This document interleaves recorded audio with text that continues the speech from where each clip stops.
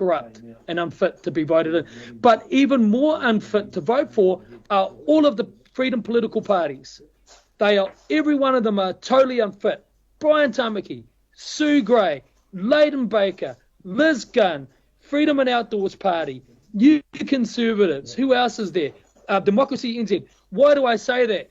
Because these same people here are displaying the same psychosomatic,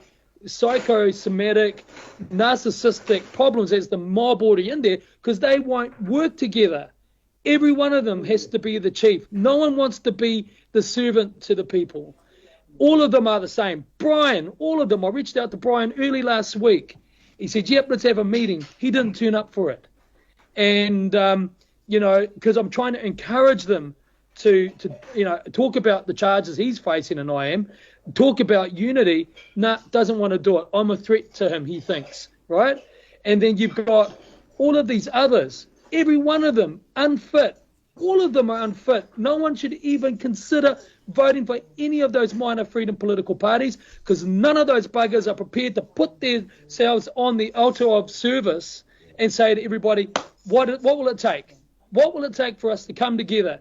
Because I tell you what's going to happen, and again, is that everyone's going to panic at the last minute. They're going to go, oh, we're going to waste our vote with all these little parties, and they're going to give it to Winston.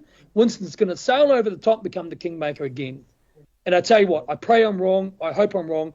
But I tell you, I cannot understand, not for the life of me, why Liz had to form yet another party, a party of one with 4 support people, to dilute and distill down the aggregate freedom vote even more. Leighton Baker has the Leighton Baker Party of one. You've got all the, NZ Democracy, Matt King. Matt King's the only guy really, and I'm not endorsing him, that at least has some semblance of strategic value, because he's already been in the halls of power. I don't trust him. He's still talking about how great National is, right? You've got the Freedom Rights Coalition. You wouldn't trust a man that says he's going to rule New Zealand, would you? That's Brian Tamaki. They're psychotic. Sue Gray. So there's 2 questions we have to address here, Billy. Hold on, Chris, I'm finished. Yes, sure. Yes, Chris, I don't know. Really, this should have been a discussion for you and I today, Vinny.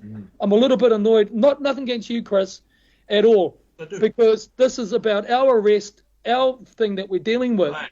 And this is and how we, you and I, Vinny, in 2020 were warning everybody about this. The conversation that I was having in 2020, all of these clowns in the political freedom movement are talking about the things that I was talking about in 2020 that are now expired in relevancy. Yeah. It's gone way beyond where things were at in 2020, way beyond it. We've got IHRs that are getting ready